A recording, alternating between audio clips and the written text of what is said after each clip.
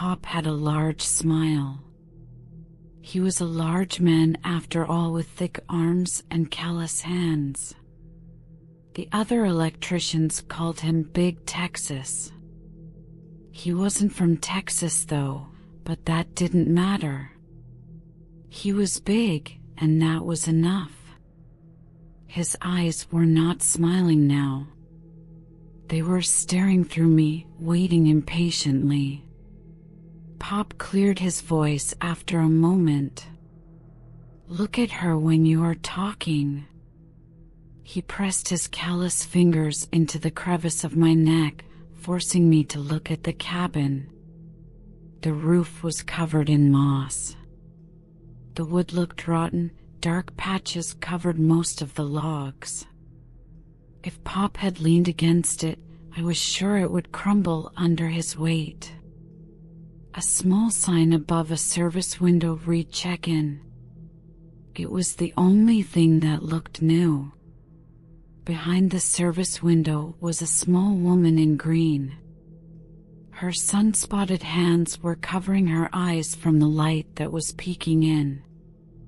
I could feel Pop hovering over me.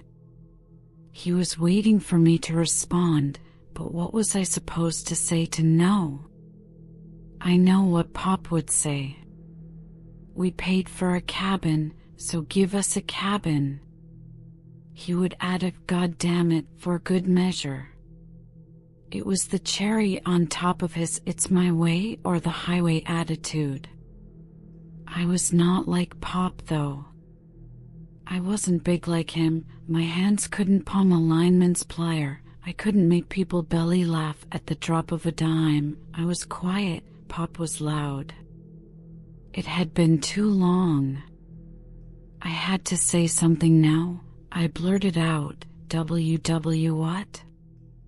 I heard Pop's deep sigh. It was one of those sounds that meant "you're doing this again."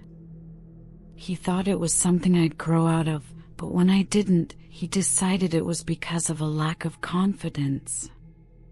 Pop would say, "Education is good and all, but these," he would raise his hands for me to see, "will make you confident, and even doctors and pilots don't know how to wire a house."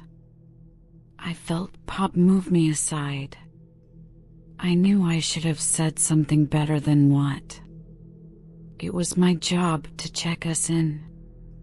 Pop would tell me it was the only way for me to get better. He made me pay the cashiers every day at lunch. I also had to call the supply house for each job, and he even had me talk to the clients once in a while. But when I stumbled, and I always seemed to stumble, Pop would step in. "Look, I rented a cabin at Eagle Point, see here?" Pop pulled out a folded piece of paper from his Carhartt jacket and carefully unfolded it. He pointed at the line that read "Paid in full." She wasn't looking at the paper though. She was looking right at me. I could see her eyes. They were gray with specks of yellow. The pupils were dilated wide. I felt my neck stiffen and my blood pumping. Something deep inside me was telling me this was not right. I needed to run. I needed to get as far away from this place as I could, but what would I tell Pop?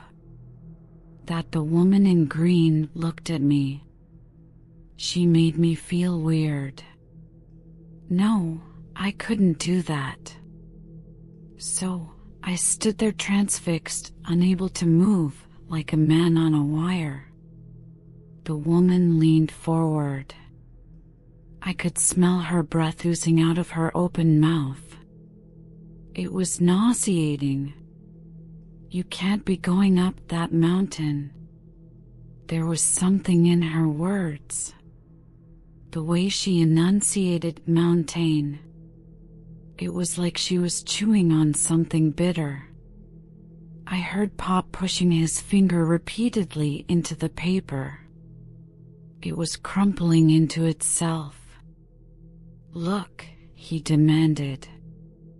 I wanted to tell Pop, who cares about your piece of paper? Did you not hear her? We can't go, but my voice was lost. The moisture was gone, and my tongue lay lifeless at the back of my throat. I paid for a cabin, and I'm going to get a cabin, Pop continued. The little green woman wasn't little anymore. She was almost at a level with me. It felt like she could see me, all of me. I desperately wanted to look away. I wanted to look at my boots, the way the laces wrap around each other, but my eyes would not obey. God damn it! Pop slammed the piece of paper down so hard I felt the cabin shake. She blinked, and that was it. There was nothing strange about her anymore. There were no yellow specks in her eyes. The pupils were not dilated.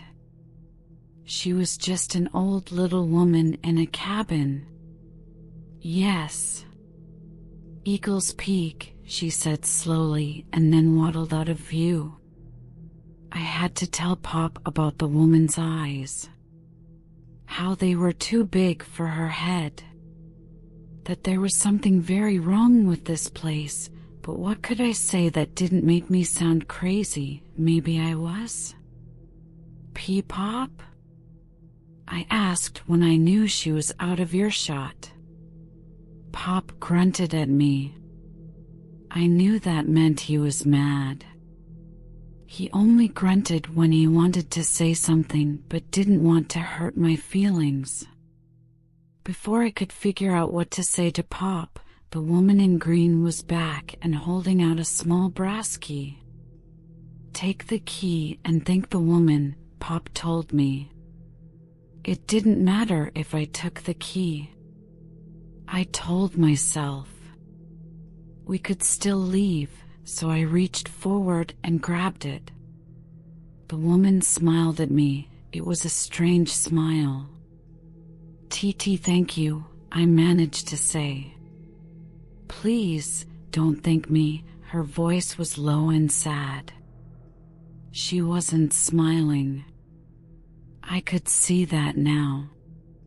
It looked more like invisible wires were attached to her face, pulling her mouth up. It was a miserable sight. I lurched back and felt Pop grab me by the shoulders. "Whoa, steady now." Pop forced a half laugh. I wanted to run, to hop in the truck and drive and keep driving until the mountain was a speck in the rearview mirror, but Pop had me, and there was nowhere for me to go. He took a deep breath and then crouched down to look at me. "Look," his voice was soft. "I know this stuff can be hard for you, but you have to do it even when it's hard. People don't care if it's hard. They just don't."